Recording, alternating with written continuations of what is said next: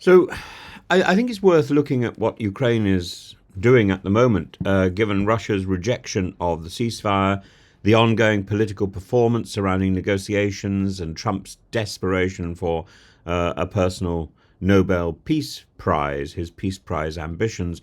And the Ukraine Security Service has conducted some of the most significant strikes deep into Russian territory in the last few weeks, targeting critical infrastructure with long-range drones. And among the key operations, strikes on gas facilities in Tambov and Satirical oblasts, disrupting Russia's energy exports, one of Moscow's most lucrative sources of war funding. And beyond the economic damage, these attacks serve a dual purpose. They cripple logistics and they force Russia to divert air defense resources. And the reported explosion of an S-300 and S-400 missile depot is a tactical coup for Kyiv. These systems form the backbone of Russia's air defense network, and damaging them not only reduces Russia's ability to counter Ukrainian drones and aircraft, but also sends a message about Ukraine's capability to strike deeper into enemy lines. And Ukraine also extended its reach to Krasnodar Krai, hitting one of Russia's crucial oil processing hubs, and Russian media tried to spin this as an accidental debris from a downed drone, but eyewitnesses report multiple explosions, a common feature of Ukrainian precision strikes. And these operations illustrate a refined Ukrainian strategy, disrupting economic stability, exhausting Russian military resources, and expanding the psychological battlefield. And in the middle of these attacks, diplomatic discussions have been unfolding in parallel, though one might argue that they're more theatre than substance. So yesterday, Putin publicly acknowledged the US ceasefire proposal, yet his conditions were classic Kremlin posturing. Ukraine must halt mobilization, Ukraine must cease arms imports, freeze all military training. In other words, he demands Ukraine voluntarily disarms, while Russia takes a breather to regroup. Kyiv, of course, has dismissed these demands as Russian manipulation, and rightly so. This is not a peace plan, but a temporary pause for rearmament. And while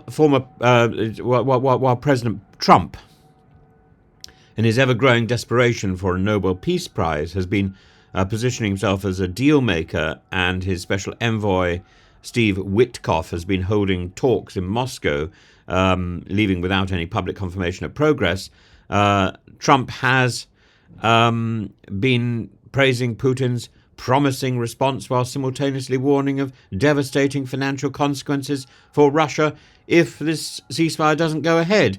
This diplomatic double act, threatening punishment while seeking peace, reveals Trump's larger goal to frame himself as the only one capable of ending the war, but his efforts are perceived as weak and erratic by Moscow.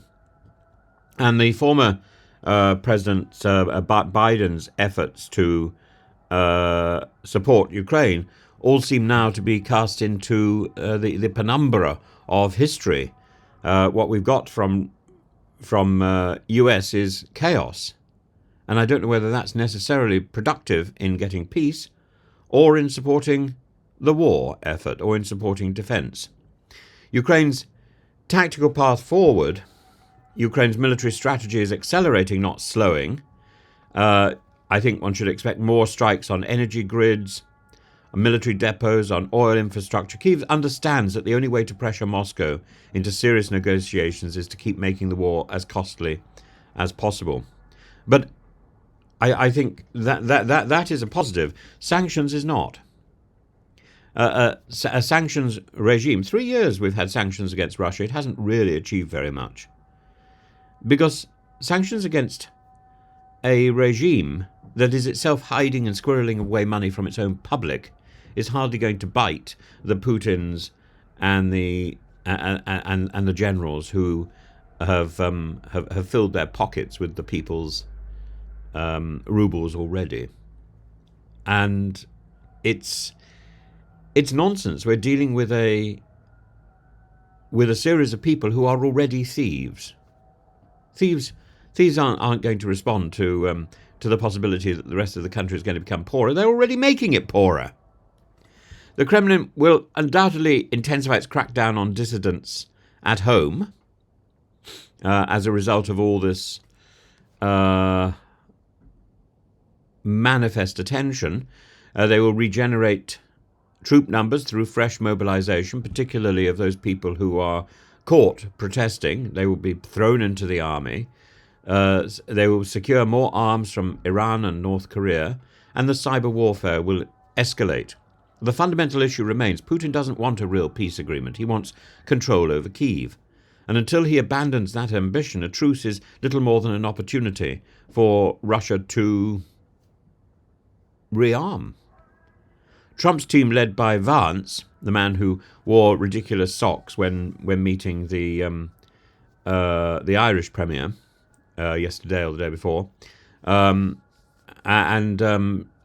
Trump's team, led by Vance and other isolationist Republicans, is crafting a narrative of American retrenchment, arguing that Europe should take more responsibility for Ukraine, and Trump may well cut further military aid. He's already cut it. He's already suspended it. It's now reinstated. He's already cut intelligence. It's now reinstated. But that short period of time gave Russia an opportunity to crawl through pipes, crawl into areas, and take back a substantial amount of the Kursk region, which had been overrun. Ukraine's recent strikes, however, demonstrate both resilience and strategic sophistication. That hasn't gone, and they will build on that. The rejection of the ceasefire underscores Putin's long-term territorial ambitions, that he's not negotiating with the US or with Ukraine from a position of honesty and integrity, while Trump's desperate meddling has simply muddied the waters. The war will not be settled with handshakes in Moscow or diplomatic grandstanding on Fox News. It will be decided on the battlefield and in the trenches of economic warfare. For now, Ukraine remains on the offensive, Russia remains entrenched, and the West remains divided on how far to go. The coming months will tell us whether this war enters a stalemate, a new phase of escalation, or a decisive breakthrough, or whether, indeed, Russia recognizes that it's time to call an end to this, pile all the blame on Putin, hold a massive funeral, and then press the restart button. A restart. I think, frankly, Russia, as a non-Putin nation, would be welcomed back into the arms of Europe eagerly. Russia has a European soul. Let's not forget that. Russia has a European soul.